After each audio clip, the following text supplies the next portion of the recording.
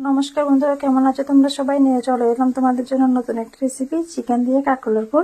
তো এর জন্য দেখো আমি ফার্স্টে বোনলেস চিকেন নিয়ে নিয়েছি আর চিকেনটাকে মিক্সিতে ব্লেন্ড করে নিয়েছি।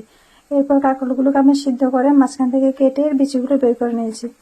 এরপর দেখো মিক্সিতে আমি কাঁকরোলের বিচি, পেঁয়াজ, আদা, রসুন আর কাঁচা লঙ্কা সবগুলো একটা পেস্ট বানিয়ে নিয়েছি।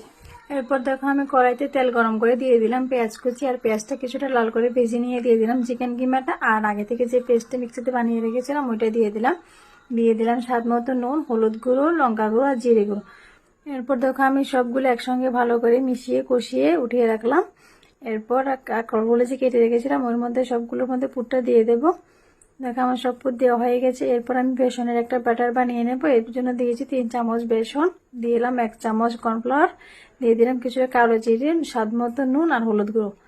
এরপর দেখো আমি কাঁকরোলের পুরটাকে ব্যাটারের মধ্যে ডুবিয়ে একে একে সবগুলো ভেজে নেব। তোমাদের আমার এই রেসিপিটা কেমন লাগলো অবশ্যই কমেন্ট করে জানাবে। আর আমার সব রেসিপি আমি তোমাদেরকে সহজভাবে দেখানোর চেষ্টা করি। কেমন লাগে অবশ্যই তোমরা কমেন্ট করবে। থ্যাংক ইউ সো মাচ সবাইকে, টাটা।